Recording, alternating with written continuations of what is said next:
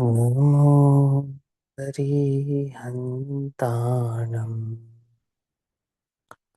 नमो सिद्धाणं नमो आयर्याणं नमो ज्ञायाणं नमो लोये सवसाहुणम्।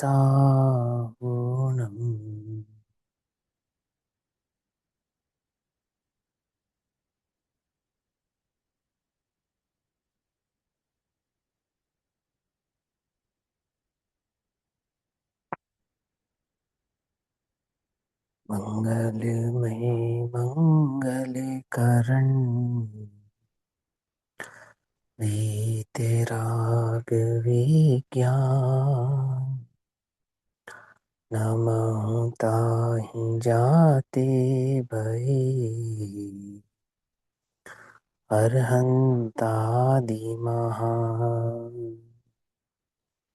करिमंगल करहूँ महा ग्रंथ करने को काज जाते मिले समाज सब पावे निज पद राज। इस भव तरु का मूल एक जानहु मिथ्या भाव ताको करि निर्मूल अब करऊ मोक्ष उपाय।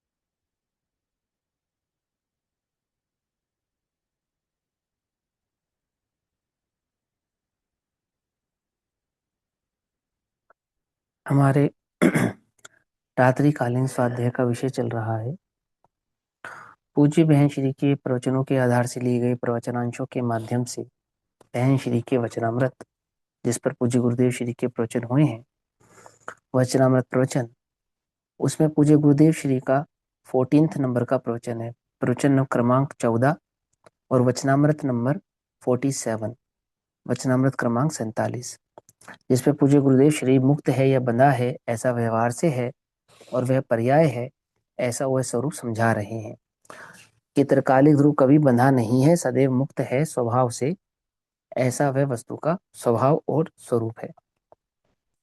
123 नंबर का पेज, प्रश्न फर्स्ट सेकंड सेकंड पैराग्राफ के बाद एक प्रश्न आता है, हम उस प्रश्न से लेते हैं। पर्याय तो असत्य है अर्थात पर्याय नहीं है, ऐसा समय सार की 11वीं गाथा में आता है ना। तो हमने कल इसके बारे में समझा था कैसा असत्य है ना, सर्वथा असत्य है या कथनचित असत्य है, अंतर है ना दोनों में। सातवां द्रव्य सर्वथा असत्य है परंतु द्रव्य में पर्याय सो कथनचित असत्य है, ठीक है ना। तो उत्तर में पूज्य गुरुदेव श्री कहते हैं, जो अपन हमने कल कक्षा समझी थी उसके आगे से चल रहे हैं, तो थोड़ा सा आप रिकॉल करेंगे बात को तो अच्छे से समझ में आपको आ जाएगी। मैं पिछली कक्षा रिकॉल करूंगा ना तो ये आगे का विषय रह जाएगा, इसलिए मैं उसको रिकॉल नहीं कर रहा, ठीक है ना। चलें आगे। देखो यहाँ कहते हैं, अभूतार्थ असत्य है सो है किस अपेक्षा से। हाँ, अभूतार्थ है, असत्य है, परंतु किस अपेक्षा से। गुरुदेव ने यहाँ क्वेश्चन मार्क में पूछा, किस अपेक्षा से। वस्तु में पर्याय अस्थि रूप से होने पर भी, देखो समझ में आई गुरुदेव जो उत्तर दे रहे हैं, आ रही ना बात समझ में।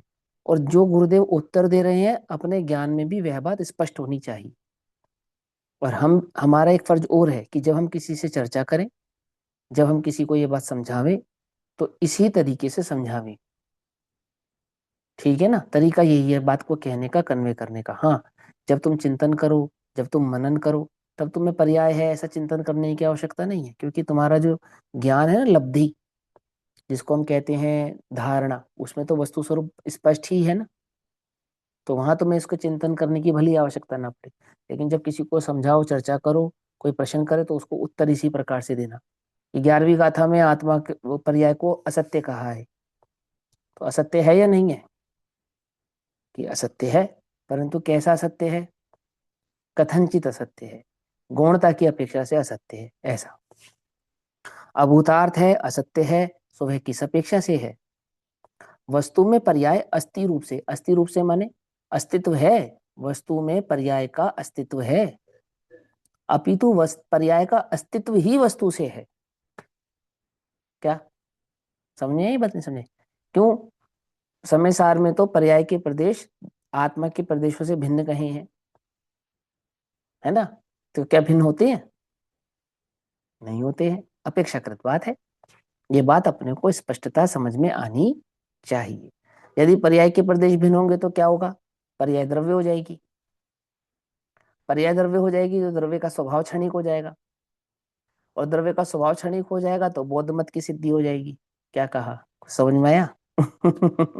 इसलिए पर्याय के प्रदेश ही नहीं होते, द्रव्य के प्रदेशों में ही व्याप्त गुणों के परिणमन का नाम पर्याय है।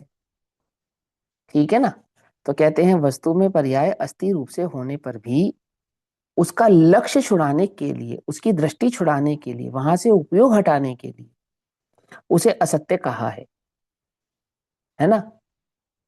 पूज्य गुरुदेव श्री जब ऊपर व्याख्यान करते हैं और समझाते हैं तो कहते हैं कि द्रव्य कैसा है? ना प्रमत्त है ना अप्रमत्त है, वह तो बस वह ही है, ना शुद्ध है ना अशुद्ध है, ऐसा अपरिणामी है। और जब श्रावक प्रश्न पूछता है कि समय सार की 11वीं गाथा में द्रव्य में पर्याय नहीं है ऐसा कहा है, तो पूज्य गुरुदेव श्री उत्तर क्या देते हैं? कथनचित कहा है, पर्याय है, उसका अस्तित्व है, द्रव्य में है, परंतु उसको गौण करना है, उसकी दृष्टि नहीं करनी है, उसका लक्ष्य नहीं करना है, इसलिए नहीं है कह रहे हैं। ऐसा नहीं है वाला मत समझ लेना जैसे गधे के सर पर सींग, ऐसा नहीं है ना। उसका आश्रय करने से राग होता है। पर्याय का आश्रय करने से क्या वस्तु स्वभाव हाथ आ जाएगा? बोलो कि नहीं आएगा, तो नहीं आ सकता। तो कहते हैं समय सार की 320वीं गाथा श्री जयसेनाचार्य कृत टीका में कहा है, क्या कहा है? कि आत्म द्रव्य जो कि ध्रुव वस्तु है वह बंध मार्ग या मोक्ष मार्ग को नहीं करती। क्या कहा? यानी हम यहाँ जिस अपेक्षा से चर्चा कर रहे हैं वो कौन सी अपेक्षा से चर्चा कर रहे हैं? आचार्य जयसेन ने समय सार में 320 नंबर की गाथा की टीका में जिस अपेक्षा से कहा है, उस अपेक्षा की मुख्यता से हम यहाँ पे ये बात कहते हैं कि वह आत्मा कैसा है? ना बंध का करता है ना मुक्ति का करता है, अथवा आत्मद्रव्य जो कि ध्रुव वस्तु है, जो उसका ध्रुव स्वभाव है, जो उसका ध्रुव भाव है, वो कैसा है कि वो पर्याय भाव से भिन्न होने के कारण गौणता की अपेक्षा से, दृष्टि न करने की अपेक्षा से कैसा है? ना बंध मार्ग ना मोक्ष मार्ग, दोनों को ही करता नहीं है। हा, तत्व है ना, वस्तु है ना, वस्तु को ही तत्व कहते हैं। वस्तु के भाव का नाम तत्व कहलाता है। जो वह है सो तत्व। वो कौन? वस्तु। वो कौन? वो है। तो जैसा है सो तत्व। तो किसकी बात कर रहे हैं? है की बात कर रहे हैं ना। तो है माने वस्तु, अस्तित्व है। तो कैसा है? कि तत्व है, अर्थात जो है उसका जो भाव है उस भाव से युक्त होने के कारण वह वो ही है जो उसका भाव है। समझ में आई बात? नहीं समझ? इसको कहते हैं तत्व। ऐसा दार्शनिक उत्तर है इसका। तत्व ऐसे बनता है। द्रव्य है ना, देखो गुरुदेव ने क्या, हा, तत्व है ना, द्रव्य है ना, वस्तु है ना, तो तीनों अलग अलग चीजें या एक ही चीज है? क्या कहा? तत्व सो अलग है, वस्तु सो अलग है, और द्रव्य सो अलग है, ऐसा नहीं है, एक है ये। इसकी ज्यादा दार्शनिकता के चक्कर में नहीं पड़ना। समझ में बात? ठीक है ना? जिसको चक्कर में पड़ना हो तो अंतर भी समझा सकते हैं कि वस्तु क्यों कहा, द्रव्य में, वस्तु में और तत्व में क्या अंतर होता है। लेकिन तुम तो ये समझो अंतर नहीं होता है, उसमें दम है। अंतर समझने में दम नहीं है, अंतर नहीं है समझने में दम है। क्या कह रहा हूं? समझ में आ रही बात? नहीं समझ में आ रही है? अंतर निकालोगे तो है ना, क्षमा करना है ना, गुड़ का गोबर कर दोगे। समझे? अंतर नहीं निकालोगे तो गुड़ की शक्कर कर लोगे। क्या कहा? आई समझ में? ऐसा है ये। देखो क्या कहते हैं, तत्व है ना, द्रव्य है ना, वस्तु है ना, अर्थात वो जो द्रव्य है, जो तत्व है, वो वस्तु है, वो कैसा है कि वह बंधती है, तथापि एक समय के राग की पर्याय की अपेक्षा से। अर्थात उसमें बंधन है भी तो किसका है, कि वो एक समय की पर्याय की अपेक्षा से बंध है। ध्रुव की तरफ से देखने पर तो वह सदैव अबंध ही है, ऐसा कह रहे हैं, है ना। और छूटती है तो भी राग और अज्ञानता के अभाव से उत्पन्न हुई। फिर कहता हूं, और छूटती है तो भी राग और अज्ञानता के अभाव से। राग और अज्ञानता के अभाव से, राग कह रहे हैं चारित्र मोह को, अज्ञान कह रहे हैं दर्शन मोह को, के अभाव से उत्पन्न हुई सर्वज्ञ दशा रूप पर्याय की अपेक्षा से। सो वह बंधती है सो पर्याय की अपेक्षा से, छूटती है सो पर्याय की अपेक्षा से, और ध्रुव की अपेक्षा से देखने पर न बंधी है न छूटती है, ऐसा समझा रहे हैं, है ना। इस प्रकार एक जीव की, किस जीव की बात कर रही है, अपनी, है ना, अपने चैतन्य से भगवान आत्मा की। पर्याय को देखता हूं तो बंध है, स्वभाव को देखता हूं तो मुक्त है ना। मनुष्य पर्याय में तन्मय होता हूं तो राग है, संसार है। स्वभाव की दृष्टि करता हूं तो न मत प्रमत्त है, ना अप्रमत्त है, ना बंध है, ना मुक्ति है। वह तो बस वह ही है ना, ऐसा। और जो मुक्ति की पर्याय भी प्रकट होगी तो भी वह पर्याय दृष्टि करने से नहीं, ध्रुव की दृष्टि करने से ही होगी। वो जो एक समय की पर्याय के बंध का अभाव होगा, वो जो एक समय की पर्याय की राग का अभाव होगा, वो जो एक समय की पर्याय रूप संसार का अभाव होगा, और एक समय की पर्याय रूप जो केवल ज्ञान प्रकट होगा, अनंत आनंद दर्शन सुखवीर प्रकट होगा, सो वह भी अपने अबंध स्वरूप की दृष्टि करने से ही होगा, ध्रुव स्वभाव की दृष्टि करने से ही हो। ध्रुव स्वभाव की दृष्टि नहीं करना सो बंध, और ध्रुव स्वभाव की दृष्टि करना सो मुक्त, ऐसा भी है। समझ नहीं बच्चे, समझे। और ध्रुव कैसा है, कि बंध है या मुक्त है, कि ना बंधा है ना मुक्त है। जिसकी दृष्टि करनी है ना तो वो बंधा है ना वो मुक्त है। उसकी दृष्टि नहीं करता है तो बंध है, उसकी दृष्टि करता है तो मुक्त है। और दृष्टि जिसकी करता है वो ना वो बंधा है ना वो मुक्त है। कौन है वो, कि ऐसी ये चैतन्य वस्तु मैं स्वयं हूं। आई समझ में बात। हम्म। क्या कहते हैं, इस प्रकार एक जीव की बंध मोक्ष रूप दो पर्यायों से विचारणा करना वो व्यवहार नहीं है। व्यवहार नहीं क्यों है, क्योंकि एक त्रिकाली अभेद वस्तु में द्रव्य और पर्याय का भेद करके चर्चा करते हैं, अपेक्षाकृत चर्चा करते हैं। हाँ गरिमा दीदी, क्या हुआ। भैया भैया हाँ अभी हाँ आपने बोला था कि उसकी दृष्टि नहीं करते हैं तो बंद है, फिर दृष्टि करते हैं हाँ तो वो मुक्त है, और जिसकी दृष्टि हाँ करते हैं वो ना मुक्त है ना बंद है। हाँ, नहीं समझ में। ध्रुव स्वभाव कैसा है, ध्रुव स्वभाव तो ना बंध है ना मुक्त है, ध्रुव तो ध्रुव है। नहीं ये तो ठीक है, और लेकिन अभी उसकी, बोला हाँ कि जैसे यदि हम उसकी दृष्टि करते हैं तो मुक्त है। हाँ, अब पर्याय फिर में ये मुक्ति प्रकट हो जाएगी, उसकी दृष्टि अच्छा नहीं अच्छा, करेंगे तो पर्याय में बंध प्रकट ठीक होगा। ठीक ठीक, ठीक है ठीक है। ठीक है, हाँ। चलो, और किसी को कुछ पूछना है, हाँ बोली माला आंटी। भैया आपने केवल ज्ञान को एक पर्याय, एक समय की पर्याय बोला ना। हाँ हाँ, एक समय की पर्याय है ना। है तो वो एक समय की पर्याय में सब कुछ दिखता है, लेकिन वो रहती है फिर, तो तब भी उसको वो केवल ज्ञान तो फिर कायम रहता है हाँ, ना। तो क्या हुआ, एक केवल ज्ञान पर्याय है, उसमें क्या हुआ। अब वो एक समय की पर्याय निरंतर रहती है, इसलिए उसको साधी अनंत कहते हैं। चिरस्थायी होने के कारण उसको व्यंजन पर्याय भी कहते हैं।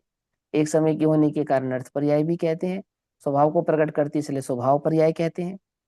केवल ज्ञान का क्या नाम है, केवल ज्ञान क्या है, केवल ज्ञान स्वभाव है, लेकिन कौन सा स्वभाव, द्रव स्वभाव या पर्याय स्वभाव। यदि द्रव स्वभाव मानेंगे तो वर्तमान में केवल ज्ञान होना चाहिए आपको, लेकिन जो वर्तमान में केवल ज्ञान तो नहीं है परंतु प्रकट होता है, तो प्रकट होने वाले स्वभाव को पर्याय स्वभाव कहते हैं। समझ में बात नहीं समझ है तो, शक्ति रूप से तो अभी भी है, पर व्यक्ति रूप से नहीं है ना। तो व्यक्त रूप से जो प्रकट होगा वो पर्याय है, तो केवल ज्ञान पर्याय है। हाँ, लेकिन वो स्वभाव है तो प्रकट होगा, स्वभाव के बिना प्रकट। कौन हो? अतिका नहीं, और कोई बताओ। करो भैया करो, होस्ट कौन है। हाँ, तो देखो क्या कहते हैं, इसीलिए स्वाध्यायशाला में स्वाध्याय होता है, समझे। गृहस्थियों के उपसर्ग वाले जगहों पे नहीं होता, इसलिए होता है। ये जो ऑनलाइन स्वाध्याय है ना, बड़ा अच्छी चीज नहीं है ये, लेकिन ठीक है, अब क्या करें, है ना। जैसा देश वैसा भेष। तो क्या कहते हैं, पर्यायों से विचारण न करना वह व्यवहार नहीं है, ऐसा। ठीक, आगे क्या कहते हैं, वस्तु स्वरूप तो वस्तु स्वरूप कैसा है? वस्तु स्वरूप तो अंतर में उपयोग को स्थिर करने पर वस्तु स्वरूप कैसा है? त्रिकालिक अबंध वस्तु है, वह है। ये वस्तु स्वरूप यानी चैतन्य वस्तु कैसी है? त्रिकाली है, अबंध है। त्रिकाली अर्थात नित्य है, त्रिकाली अर्थात नित्य है, अबंध है अर्थात निर्मल है, शुद्ध है, ऐसा है ना। वह है। प्रमाण के विषय में पर्याय का अंश है ना? पूज्य गुरुदेव श्री ऐसा प्रश्नात्मक भाव से पूछते हैं। बोलो भैया, प्रमाण के विषय में पर्याय का अंश है ना? प्रमाण का विषय माने क्या? वस्तु। सिंपल। प्रमाण का विषय माने वस्तु। प्रमाण का विषय कौन है? वस्तु ही है ना। नय का विषय कौन है? सो वह भी वस्तु है। अध्यात्म का विषय कौन है? सो वह भी वस्तु है। पहले वस्तु का निर्णय करता है और वस्तु का निर्णय करने के पश्चात वस्तु का आनंद प्रकट करता है। तो वो दृष्टि की अपेक्षा से एक को मुख्य, एक को गौण करता है, लेकिन निर्णय की अपेक्षा से तो संपूर्ण वस्तु भाव को ही ग्रहण करता है। तो प्रमाण यानी कि जो द्रव्य गुण पर्याय युक्त एक सत वस्तु है। कैसा सत है? उत्पाद सत, वय सत और ध्रुव सत।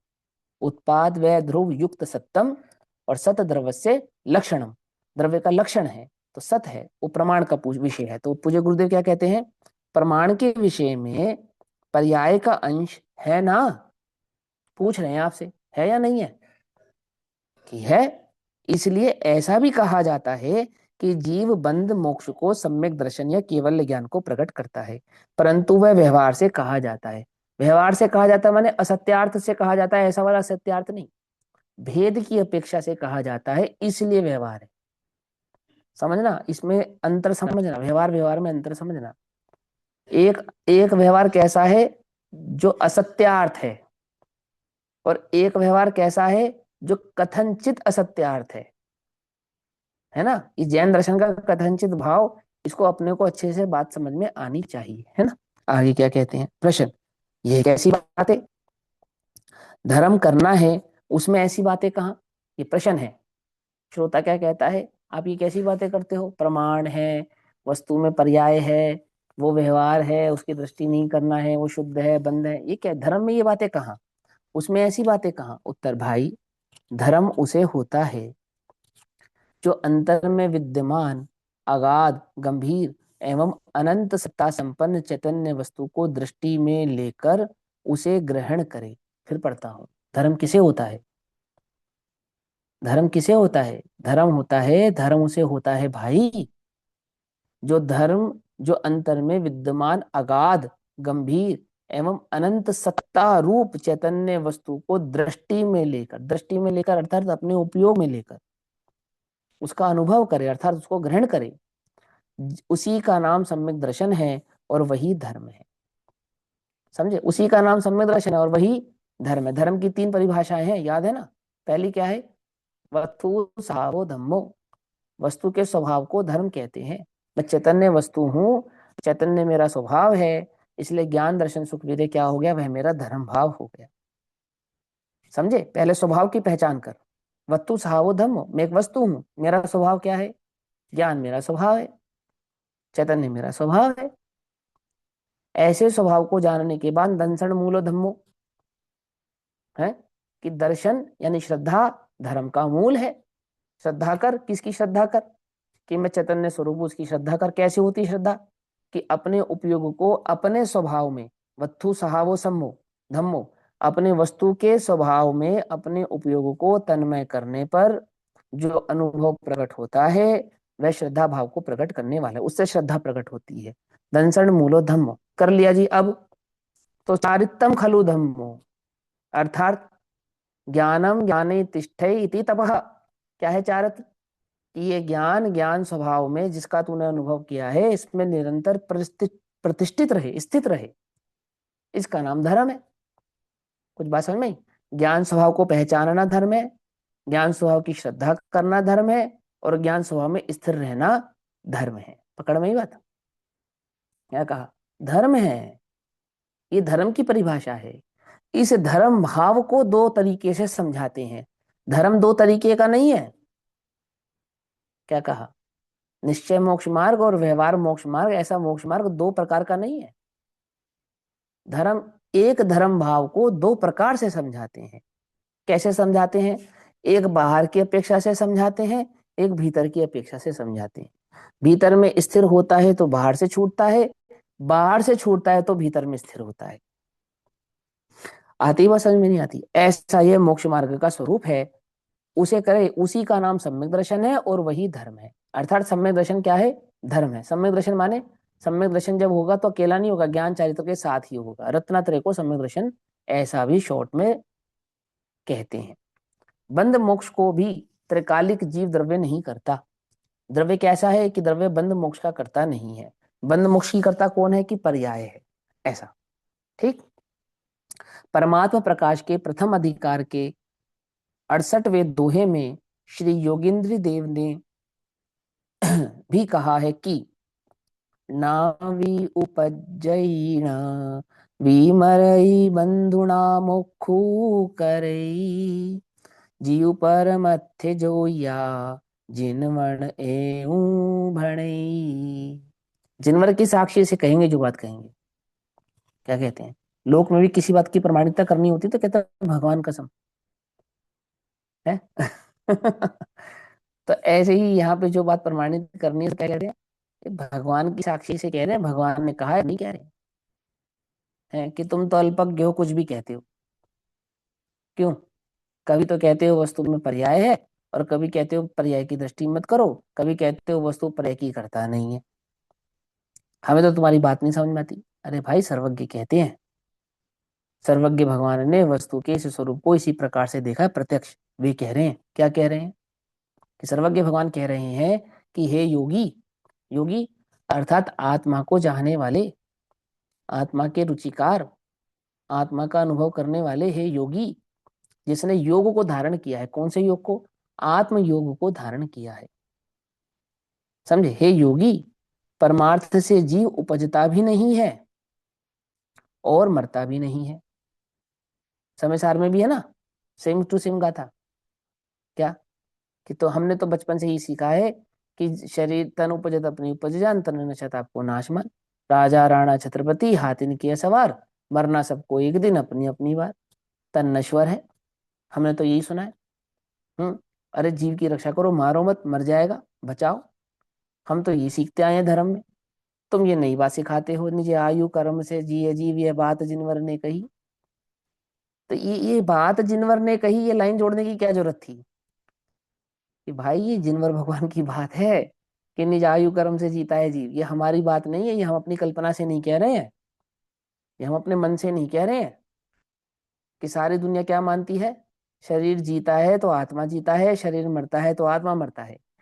शरीर की रक्षा करो तो आत्मा की रक्षा होती है, शरीर के मरण से आत्मा मरण को प्राप्त। सारा जगत तो यही मानता है ना। हम्म। अथवा मैं मार सकता हूँ अथवा मैं बचा सकता हूँ। मैं चाहूं तो किसी के प्राण हर सकता हूँ, और मैं चाहूं तो किसी के प्राणों की रक्षा कर सकता हूँ। यही मानता है ना, यही धर्म है ना। बोलो। प्राणों प्राणों की रक्षा करना तो धर्म है ही, और धर्म के लिए प्राण हर लेना भी धर्म है। क्यों? रक्षति इते रक्षता है ना, धर्म रक्षति इते रक्षता है ना, वो क्या वो है उसका श्लोक, रक्षति इते रक्षता करके है ना, गीता का। जो धर्म की रक्षा करते हैं, धर्म उनकी रक्षा करता है। तो कैसे रक्षा करते हैं? कि जीव की रक्षा करना तो धर्म है ही, और धर्म की रक्षा के लिए जीव के प्राण हर लेना भी धर्म है या नहीं है? बोलो। तो आचार्य कुंद कुंद कहते हैं, भैया निज आयु कर्म से मरे जीव, निज आयु क्षय से मरे जीव। यह बात जिनवर ने कही, कुंद कुंद ने नहीं कही। ये कह रहे हैं, पकड़ में बस साक्षी, मैं नहीं कह रहा हूं। कौन कह रहा है? जिनेन्द्र भगवान कह रहे हैं। योगेंदु देव जब ये बात कहते हैं तो क्या कह रहे हैं? ये बात योगेंदु देव नहीं कह रहे हैं। ये बात कौन कह रहा है? जिनेन्द्र भगवान कह रहे हैं। द्रव्य के द्रव्य दृष्टि में पर्याय का विषय शामिल नहीं है, ये कौन कह रहा है? गुरुदेव नहीं कह रहे हैं, जिनेन्द्र देव कह रहे हैं। ऐसा क्या समझे? आई बात समझ में? दृष्टि के विषय में पर्याय शामिल नहीं है तो कैसे नहीं है, और है तो कैसे है, ये बात कौन समझा रहा है? ये जिनेन्द्र देव समझा रहे हैं। ऐसा। तो ये कहते हैं, हे योगी, परमार्थ से, निश्चय से, वस्तु के स्वभाव की तरफ से देखने पर, स्वरूप को जानने पर जीव उपजता भी नहीं है और मरता भी नहीं है, और बंध मोक्ष नहीं करता, ऐसा श्री जिनवर कहते हैं। ना मरता है, ना उपजता है, ना बंध करता है, ना मोक्ष करता है, अर्थात वह अपरिणाम स्वभाव को सदैव धारण रखता है। ये योगेंदु देव वस्तु के प्रमाण के विषय को भली प्रकार से ज्ञात करने के पश्चात ये बात कहते हैं। समझिए बात, नहीं समझिए? आगे क्या कहते हैं, आहा, तीन लोक के नाथ अनंत तीर्थंकर ऐसा कहते हैं। तीन लोक के नाथ कौन कहते हैं? अनंत तीर्थंकर कहते हैं। ये अनंत तीर्थंकरों की क्या है बात, मालूम आपको? श्वेतांबर मत क्या मानता है कि पार्शनाथ भगवान के समय तक धर्म चतुर्याम था, और फिर भगवान महावीर स्वामी के समय में पंचयामी हो गया। अब ये चतुर्याम और पंचयाम क्या होता है? नहीं मालूम है ना? तो चार पाप तक, जो चार पाप की शिक्षा, चार पाप के अभाव की शिक्षा तो दी पारसनाथ भगवान ने, और पांचवा ब्रह्मचर्य किसने जोड़ा? वो महावीर भगवान ने जोड़ा। आई बात समझ में? नहीं ऐसा, यानी उपदेश में भिन्नता हो गई ना, पारसनाथ के उपदेश में और भगवान महावीर स्वामी के उपदेश में क्या हो गई? भिन्नता हो गई। और यही कारण है पूरी दुनिया में जो स्थान, जो ये क्या नाम है, मंदिरवासी देरावासी, जो जैन मंदिर आपको मिलेंगे ना श्वेतांबर देरावासियों के, उसमें सबसे ज्यादा मिलेंगे पारसनाथ के मंदिर आपको, सबसे ज्यादा। क्यों? पारसनाथ महावीर से प्राचीन है, और पारसनाथ का धर्म महावीर से प्राचीन है। क्या कुछ बात समझे नहीं? महावीर के धर्म और पारसनाथ के धर्म में अंतर है ना, एक चतुर्यामी एक पंचयामी है। तो प्राचीन कौन है? कि महावीर से ज्यादा प्राचीन है पारसनाथ, इसलिए पारसनाथ पे क्या है, हक हमारा है। तो जितने भी भारत में पारसनाथ भगवान के मंदिर हैं, तीर्थ हैं, सब पे श्वेतांबरों का झगड़ा है, उस पे हमारा हक रहेगा। शिखर जी के पारसनाथ टोक पे झगड़ा क्यों है? हमारा है। और ये क्या नाम है तुम्हारा, अंतरिक्ष पारसनाथ पे झगड़ा क्यों है? कि हमारा है। पारसनाथ जहां भी होंगे इस दुनिया में, किसके होंगे?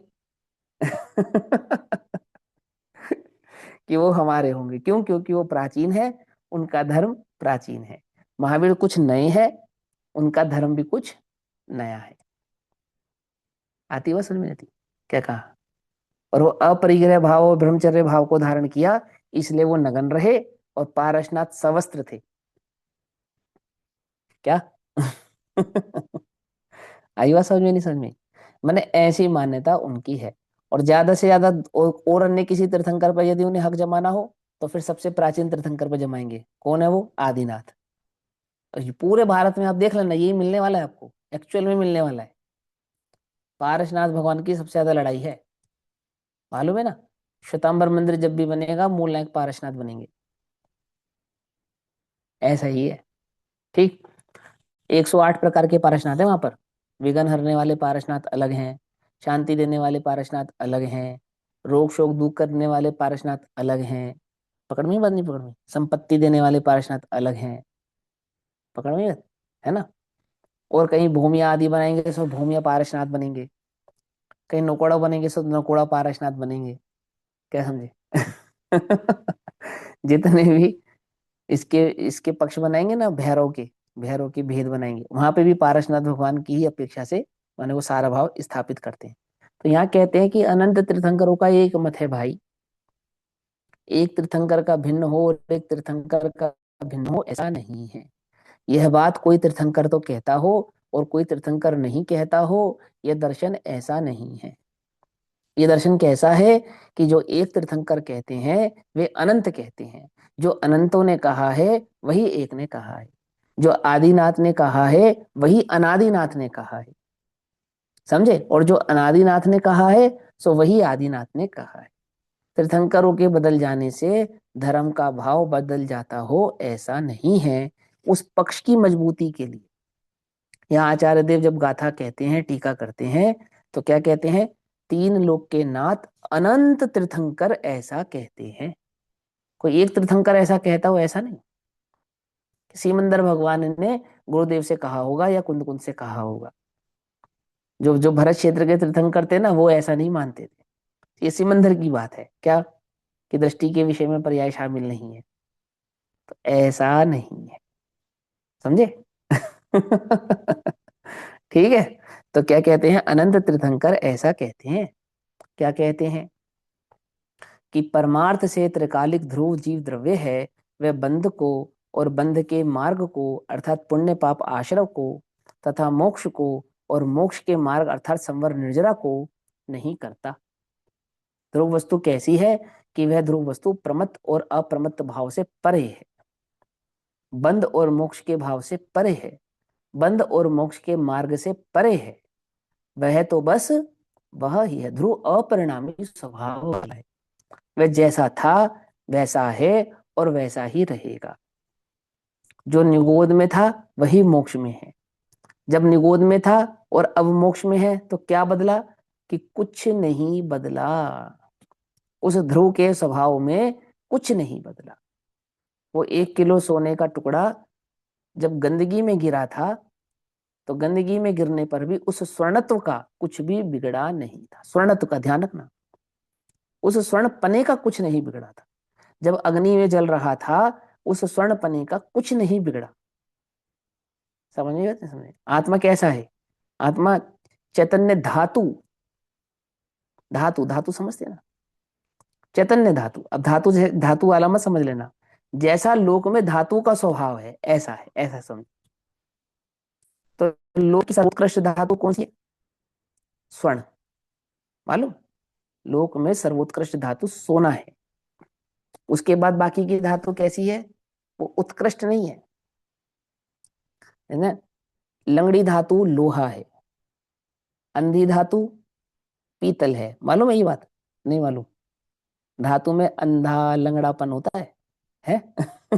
ये धातु वैज्ञानिक पढ़ाएंगे आपको, धातु विज्ञान वाले, कि धातु बहरी होती है, अंधी होती है, लंगड़ी होती है, लूली होती है और स्वस्थ होती है। तो स्वस्थ धातु किसको कहते हैं? कि स्वर्ण को स्वस्थ धातु कहते हैं। फिर उससे कम स्वस्थ धातु चांदी होती है, फिर उससे कम स्वस्थ धातु वो कॉपर होती है, फिर उससे कम स्वस्थ धातु वो निकल वगैरह होती है, और अंतिम अस्वस्थ धातु है एल्यूमिनियम होती है। लोहे से भी घटिया जो धातु होती है वो एल्यूमिनियम होती है। पकड़ में बात? नहीं पकड़ में? क्या कहा? मैंने धातु विज्ञान में धातु को इस प्रकार से मापा जाता है। तो चैतन्य क्या है? धातु है। कैसी धातु है? सर्वोत्कृष्ट धातु है। धातु का क्या स्वभाव है? जला दो तो भी अपने स्वभाव को छोड़ती नहीं है। सर्वोत्कृष्ट धातु क्यों है स्वर्ण? ना उसमें जंग लगता है, ना वो जलता है, ना वो गलता है, ना उसका अभाव होता है, ना कपूर की भांति उड़ जाता है। समझ में आ रही बात? नहीं समझ? ना कभी खराब होता है। क्या कहा? है ना? समझ में आती बात? नहीं समझ में आती? किसी भी परिस्थिति में अपने भाव स्वभाव को त्यागता नहीं है, किसी भी परिस्थिति में। आ रही है बात समझ में?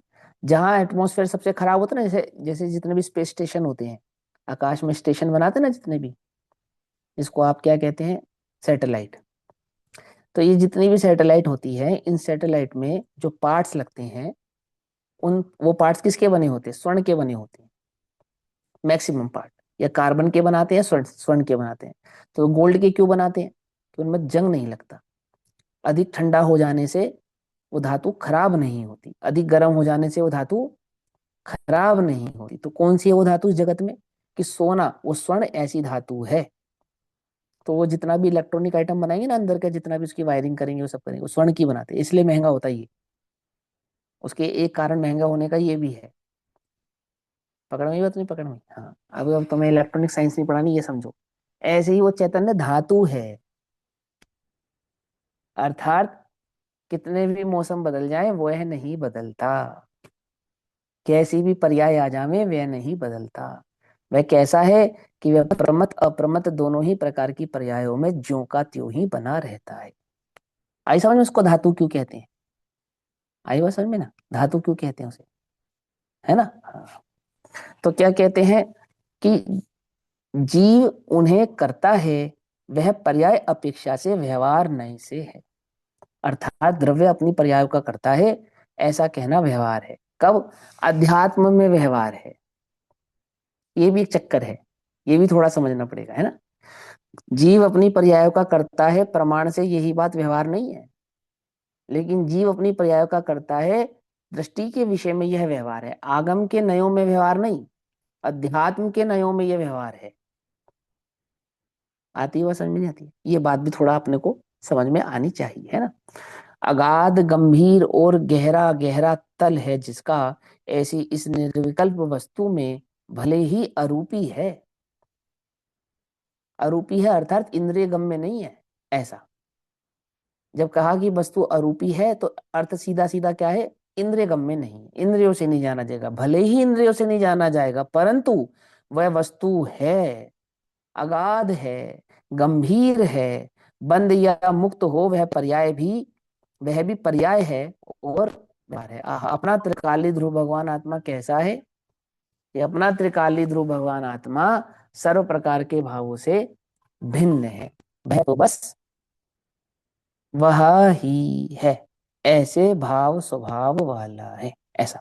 अब जैसे, अब आगे कहते हैं, जैसे मकड़ी अपनी लार में बंधी है, वह छूटना चाहे तो छूट सकती है। बंधी है मकड़ी परंतु अपनी लार में बंधी है, और अपनी लार में बंधी मकड़ी, मकड़ी की लार में अन्य कोई बंधा हो तो छूट नहीं सकता, और मकड़ी ही अपनी लार में बंधी हो और छूटना चाहे तो छूट सकती है। ऐसा होता है ना। जैसे घर में रहने वाला मनुष्य अनेक कार्यों में, उपाधियों में, जंजाल में फंसा है, तो किसने फंसा रखा है उसे?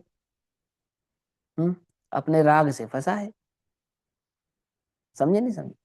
अपने राग से फंसा है, और राग छूट जाए तो छूट गया। जब तक सीता से राग था तो रामचंद्र जी सीता के लिए युद्ध कर रहे थे, और जब सीता से, जब सारे संसार से भी राग हो गया, तब सीता ही चाह रही थी कि रामचंद्र जी मुझसे राग करें।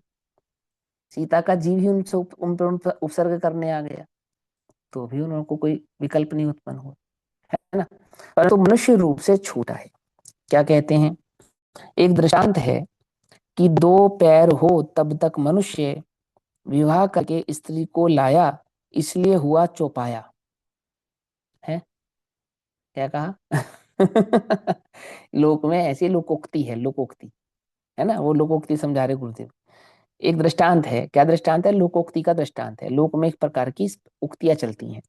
तो क्या उक्ति चलती है कि दो पैर थे तब तक तो था मनुष्य, परंतु विवाह करके स्त्री को लाया इसलिए हुआ चौपाया। चौपाया माने पशु हो गया, समझे, बंध गया, अब बंधन को प्राप्त हो गया।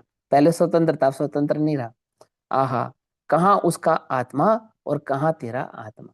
तो कहते किससे बंधा है? राग से बंधा है। कोई दो थोड़ी हो गए, कोई दो थोड़ी हो गए, राग से बंधा है। राग है तो बंधन है, राग नहीं है तो बंधन भी नहीं है। जगत की किसी वस्तु के साथ तुझे कहाँ संबंध है? हम्म? वह तो तुझसे भिन्न रहकर स्वतंत्र रूप से परिणमित होती है। वस्तु कैसी है? वस्तु तो अपने स्वतंत्र भाव से स्वतंत्र रूप से परिणमित होती है। परिणमित होती है, अभी तो आप कहते हैं पर्याय रहित है, और अब कह रहे हैं परिणमित होती है? परिणमित होती है मतलब विद्यमान रहती है, ऐसा, समझे ना।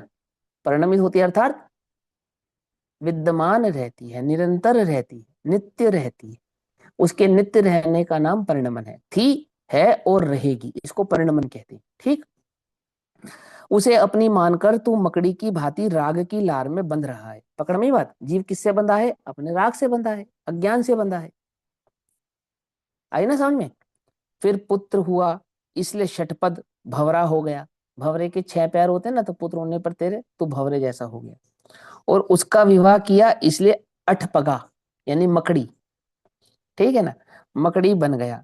यह करूं और ऐसे करूं, इस प्रकार मकड़ी की भांति कर्तृत्व के राग की लार में उलझ गया है ना। कर्तृत्व की लार, लार की राग में उलझ गया है। तो ये जीव किससे बंधा है? वास्तव में अपने राग से बंधा है, कि भैया मेरे कर्म का उदय है मैं इसलिए बंधा हूं, ऐसा नहीं। कैसा है? मैं अपने राग से बंधा हूं, ऐसा है। आ रही है बात समझ में? नहीं आ रही? कर्म का उदय है इसलिए शुद्धोपयोग नहीं है, ऐसा नहीं। मैं स्वभाव में स्थिर नहीं हूं इसलिए मुझे शुद्धोपयोग नहीं। स्वसमय नहीं आया इसलिए मुझे सम्य दर्शन नहीं हुआ, इसलिए ऐसा नहीं। अपने स्वभाव की मुझे खबर नहीं पड़ी है इसलिए सम्य दर्शन नहीं हुआ है, ऐसा है। कुछ बात समझ में नहीं? मार्ग तो ऐसा है भाई, क्या कहा? कर्म को सारे जगत में अकर्ता कहता है, और जब आत्मानुभव की बात आती है तो भी काल नहीं आया, ऐसी बात कहता है। यानी तेरा सम्यक दर्शन काल से बंधा है? तेरा आत्मानुभव काल से बंधा है, इसका अर्थ तो ये हो गया। क्या? तो समझ में आती है बात? नहीं समझ? हाँ, प्रत्येक पर्याय स्वतंत्र है, प्रत्येक पर्याय स्वतंत्र है, पर्याय का कर्ता तू नहीं है, परंतु स्वभाव की दृष्टि तू नहीं करता है, तो वह तेरा राग है, वह तेरा अज्ञान है, वह तेरी अस्थिरता है। स्वभाव की दृष्टि होने पर टिकता नहीं हूं, तो अपनी अस्थिरता के कारण टिकता नहीं हूं। स्वभाव की खबर नहीं पड़ती है, तो मेरे राग के कारण नहीं पड़ती है, मेरे अज्ञान के कारण नहीं पड़ती। आती है ना बात? समझ में नहीं आती है? पुरुषार्थी का मार्ग है, पुरुषार्थी का, प्रमादी का नहीं। ठीक। क्या कहते हैं? भाई, वे सब कहाँ तेरे थे जिनके राग में तू उलझा था? वे सब कहाँ तेरे थे, या वे सब कहाँ तेरे हैं? हुँ? जहां बंध और मोक्ष को भी व्यवहार कहा, वहां राग और पर के संबंध की बात ही कहाँ रही? आहा, बाह्य दृष्टि वाले को अंतर के तल की खबर कैसे पड़ेगी? बोलो। जिसकी दृष्टि ही बाहर है, जिसका उपयोग ही बाहर है, जो उपयोग में ही तन में, जिसका उपयोग बाहर में ही तन में हुआ है, उसे अंतर के तल की खबर कैसे पड़ेगी? आई बात समझ में? क्रमबद्ध पर्याय का जब गुरुदेव विवेचन करते थे और पर्यायों की स्वतंत्रता का स्वरूप समझाते थे, तब गुरुदेव इस बात पे बिल्कुल जोर नहीं देते थे कि तेरा सम्यक दर्शन स्वकाल में पड़ा है। स्वतंत्रता की बात को इस प्रकार से समझाते जरूर थे, परंतु वह बात हमेशा कहते थे कि तेरे पुरुषार्थ की कमी है, तू अपने स्वभाव की दृष्टि नहीं करता है, तू अपने स्वभाव को स्वीकारता नहीं है, तो तुझे उसकी खबर पड़ती नहीं। अब थोड़ी हवा दूसरी प्रकार की चलने लगी है, तो बात कुछ उस तरह की चलने लगी है कि हम तो मस्त हैं, और वो तो बस मेरा कर्तव्य तो क्या है? तत्व अभ्यास करना। और सम्यक दर्शन क्या है? सो भवितव्य की कोख में है ना? तो ऐसा नहीं है, उसका अर्थ ऐसा नहीं समझना, है ना? हाँ, सम्यक दर्शन प्रकट करने की अपेक्षा से तू पूर्णता को प्राप्त हो जाऊंगा, ऐसी मान्यता मिटाने के लिए ऐसा कहते हैं। परंतु मैं पूर्ण हूं, यह स्वीकार तो तुझे अभी वर्तमान में करना है, इसकी दृष्टि तो तुझे अभी वर्तमान में करनी है। परंतु क्यों नहीं होती? क्यों नहीं होती? क्योंकि बाह्य दृष्टि वाले को अंतर के तल की खबर नहीं पड़ती। कैसे पड़ेगी? पर्याय में अटक गया, परंतु तल में अनंत ज्ञान और अनंत आनंद की कितनी महान प्रभुता विद्यमान है, उसका लक्ष्य नहीं किया। ज्ञान तो किया, छह उपशम ज्ञान तो किया, क्या नहीं किया? लक्ष्य नहीं किया।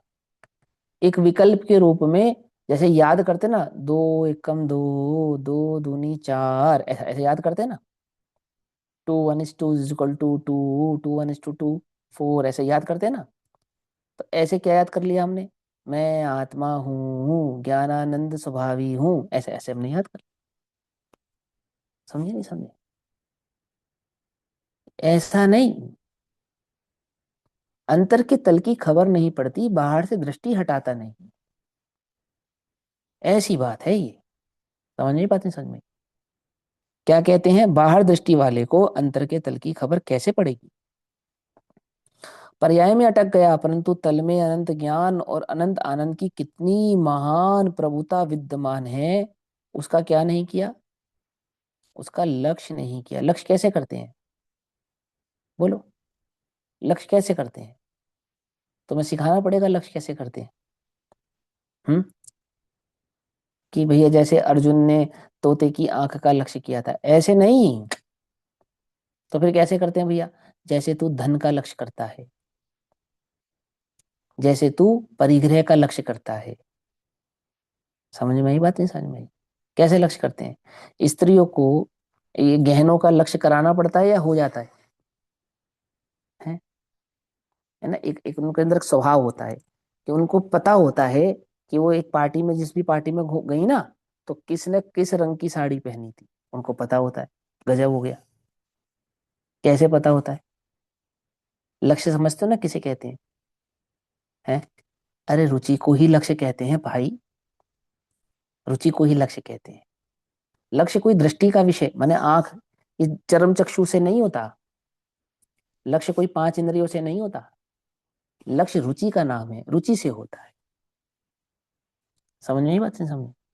तूने आत्मा का लक्ष्य नहीं किया, अर्थात तूने आत्मा की रुचि नहीं की। आत्मा सुख का सागर है, इस दृष्टि से आत्मा का कभी विचार नहीं किया।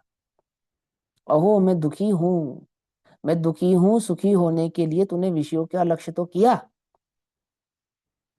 मैं दुखी हूं, सुखी होने के लिए विषयों का लक्ष्य तो किया। ओहो मेरे दुख का अभाव तो मुझ में ही बैठा है, ऐसा अपने चैतन्य प्रभु का कभी लक्ष्य नहीं किया। लक्ष्य समझते ना किसको कहते हैं? लक्ष्य लक्ष्य से बनता है, लक्ष्य दृष्टि से बनता है, दृष्टि रुचि से प्रकट होती है। लक्ष्य माने लख, लख माने लखना, लखना माने देखना, देखना माने दृष्टि, दृष्टि माने उपयोग, और उपयोग कहाँ ढूंढता है? जहां रुचि होती है।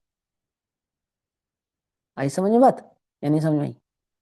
लक्ष्य अर्थात रुचि, रुचि। तूने अपने उपयोग को अपने स्वभाव में रुचि पूर्वक लगाया नहीं। समझ में आई बात? केवल ज्ञान की रुचि तो हुई, ज्ञान सामान्य आत्मा की रुचि नहीं हुई। क्या कहा? आती है ना बात? समझ में नहीं आती है?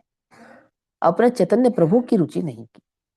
क्षयोक्षम ज्ञान की रुचि तो की, आत्मा की रुचि नहीं की। लोक में मेरा यश होवे, मान होवे, प्रतिष्ठा होवे, दुनिया मुझे जाने, आहा मैं कितना बढ़िया पढ़ता हूँ, पढ़ाता हूँ, ऐसा लक्ष्य तो किया। व्रत तप त्याग उपवास का भी लक्ष्य किया, गाने का बजाने का लक्ष्य तो किया। किसका लक्ष्य नहीं किया? अपने चैतन्य प्रभु भगवान आत्मा का लक्ष्य नहीं किया। समझ में ये बात नहीं समझ में? समय सार पढ़ा तो गद्य पद्य की रचना का लक्ष्य तो किया। किसका लक्ष्य नहीं किया? अपने चैतन्य प्रभु भगवान आत्मा का लक्ष्य नहीं किया। मैं व्याकरण का ज्ञाता हो जाऊं, मैं न्यायों का न्यायों का ज्ञाता हो जाऊं, दुनिया मेरी बुद्धि का लोहा माने, मैं एक ऑथेंटिक विद्वान के रूप में प्रसिद्ध रहूं, ऐसा लक्ष्य तो किया। बोलो क्यों पढ़ रहे हैं? ताकि हमारा कहा हुआ प्रमाणिक हो, इसलिए। हमारा कहा हुआ प्रमाणिक है या आप्त का कहा हुआ प्रमाणिक है? हम्म? किसका प्रमाणिक है? मैंने कहा है इसलिए प्रमाणिक है, या आप्त ने कहा है इसलिए प्रमाणिक है? व्यक्तिवादी है क्या जैन दर्शन? हिमांशु भैया कहेंगे तो सही, अन्य कोई कहेगा तो गलत। ठीक है, लोक में प्रसिद्धि के लिए, मैंने उस बात की सिद्धि के लिए, उस आगम की प्रतिष्ठा के लिए वह ऑथेंटिसिटी भी होती है, परंतु उसमें क्या दम है? बात समझे नहीं? इस लक्ष्य से नहीं। किस लक्ष्य से? दुनिया मेरी बात का लोहा माने, इस लक्ष्य से नहीं। हाँ, मुझे अपने चैतन्य भाव को प्रकट करना है, एक बार इसको लक्ष्य कर। मेरी बात थोड़ी गलत लग सकती है, लेकिन भाई एक बार अपनी दृष्टि से प्रभावना का लक्ष्य छोड़ दे। क्या कहा? एक बार अपनी दृष्टि से प्रभावना का लक्ष्य छोड़ दे, कल्याण का लक्ष्य कर, अपने चैतन्य के अनुभव का लक्ष्य कर। एक बार आती बस। यदि तुझे वास्तव में पर्यायों की स्वतंत्रता का विश्वास है, यदि तुझे वास्तव में प्रत्येक पर्याय स्वतंत्र भाव से स्वकाल में परिणमित होती है, इस बात का अंतर से विश्वास है, तुझे विश्वास है कि जो जो देखी वीतरागने सो सो होसी वीरारे, ये जैन दर्शन पंचम काल के अंत तक पताका के रूप में फहराएगा। इस बात का यदि तुझे विश्वास है तो एक बार, हे मुमुक्षु, एक बार तू प्रभावना का लक्ष्य छोड़, चैतन्य का लक्ष्य कर। कर तो सही।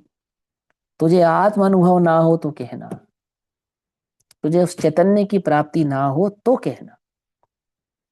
क्या कहते हैं? कुछ बात समझ में आती है?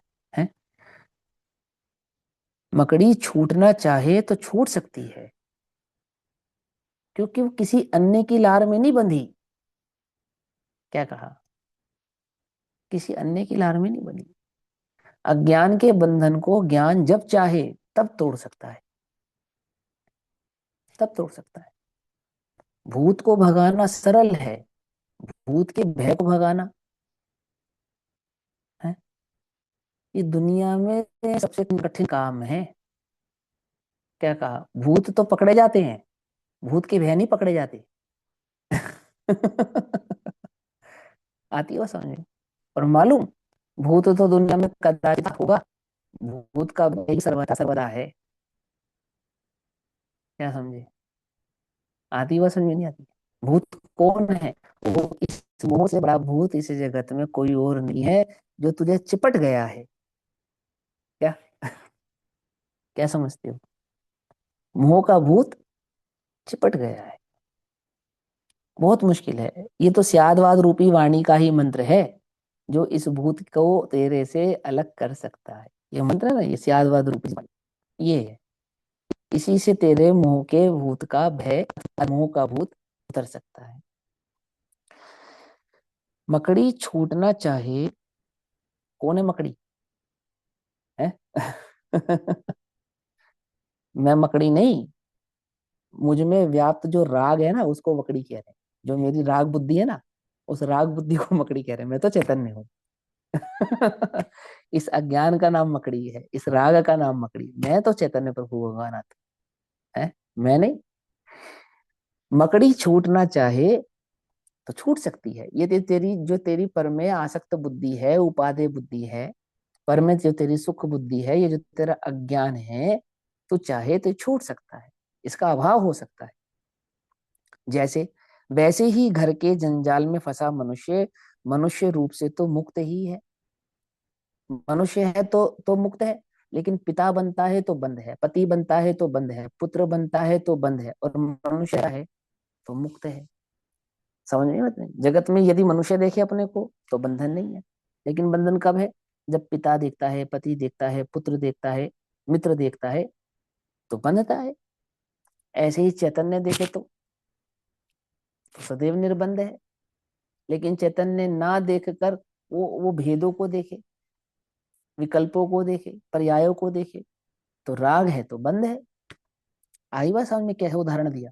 मनुष्य पना देखे तो कैसा बंध, लेकिन उस मनुष्य पनाए में मैं पति हूँ, मैं पुत्र हूँ, मैं पिता हूँ, ऐसे ऐसे इन भावों को करता है तो बंध को प्राप्त होता है। क्या कहते हैं? जंजाल में फंसा मनुष्य मनुष्य रूप से तो मुक्त ही है। उसका मनुष्यपना उस उपाधि में कहीं घुस नहीं गया है। किस उपाधि में? पिता पुत्र आदि की उपाधियों में घुस नहीं गया है। क्यों? क्योंकि मनुष्य तो साधु भी है, मनुष्य तो वैरागी भी है, वो कहाँ बंधा है? तो उस मनुष्य और इस मनुष्य में क्या अंतर है? कि ये मनुष्य ना मानकर अपने को पिता पुत्र आदि भाव से देखता है, व्यापारी देखता है, गरीब देखता है, गोरा काला अमीर देखता है तो बनता है, प्रभावक देखता है तो बनता है। आती है बात समझ में? नहीं आती है? क्या कहते हैं? वैसे ही जीव विभाव के जाल में बंधा है। किस विभाव के जाल में बंधा है? अज्ञान रूपी विभाव के जाल में बंधा है, अस्थिरता रूपी विभाव के जाल में बंधा है, फंसा है। परंतु प्रयत्न करे तो स्वयं मुक्त ही है, ऐसा ज्ञात होता है। प्रयत्न करने पर, स्वभाव की ओर दृष्टि करने पर क्या प्राप्त होता है? स्वभाव की दृष्टि करने पर तो देखा जब अपने अंतर में कुछ और नहीं, भगवान हूं मैं, देखा जब अपने अंतर में। हम्म। अब दूसरी लाइन हमारे काम की नहीं है क्या? कि पर्याय भले ही पामर हो, कि हमें देखना ही नहीं पावर है या पावरफुल है, अपने को नहीं देखना। अपने ने अंतर में देख लिया, बस बात खत्म। क्या समझे? है ना? जिस प्रकार अनेक कार्यों में फंसा मनुष्य वह मनुष्य ही है, उसी प्रकार शुद्ध ज्ञानानंद स्वभाव से परिपूर्ण भगवान आत्मा विभाव के जाल में फंसा है, उलझा है, परंतु प्रयत्न करे तो स्वयं छूटा ही है, ऐसा बराबर ज्ञात होना चाहिए। ऐसा बराबर ज्ञात हो। व्यवहार नहीं से विभाव में बंधा हुआ है, बिल्कुल नहीं बंधा है ऐसा नहीं। बिल्कुल नहीं बंधा है, बंधा ही नहीं है ऐसा नहीं है, क्या मतलब? क्या कि बंधन गधे के सर के सींग जैसा नहीं है, ये समझा रहे। क्या कहा गुरुदेव ने कि बंधन कोई कल्पना है ऐसा नहीं, बंधन का जगत में अस्तित्व नहीं है ऐसा नहीं, लेकिन उस बंधन, वह बंधन स्वभाव नहीं है ऐसा है। अंतर समझ में है ना क्या कहा? लिखा क्या लिखा? व्यवहार ने से विभाव में बंधा हुआ है, बिल्कुल नहीं बंधा है ऐसा नहीं है कि बंधा ही नहीं है। वो तो सांख्य मत ही है कि बंधा ही नहीं। और वो इतनी बढ़िया बात बताते बताते गुरुदेव, और ये भी बात कहने लगे, नहीं कहनी चाहिए ना गुरुदेव को। इतना मुक्त की बात कह रहे थे, साथ में ये भी कह दिया कि बिल्कुल नहीं बंधा है ऐसा नहीं है। अरे भाई तू सांख्य मती नहीं हो जाना, है ना? इसकी खबर रखते हैं गुरुदेव, ये बात की सावधानी रखते हैं। समझे ना? नहीं नहीं ये छोड़ो ये छोड़ो, अरे छोड़ो नहीं, तो सांख्य मती हो जाता है, इसके लिए इसका इसका ज्ञान तुझे होना जरूरी है। हाँ स्वभाव की दृष्टि करना, करना प्रभु, किसने रोका है? स्वभाव की दृष्टि कर, दृष्टि करने से किसने रोका है? आनंद लेने से किसने रोका है? अहो तुझे मुक्त होने से किसने रोका है? वह तू ही है जिसने तुझे रोका है। क्या समझे? कौन है वो? कि वह तू ही है, ऐसा। अभी समय हुआ, बाकी चर्चा कल करेंगे। ओम नमः सिद्धेभ्य।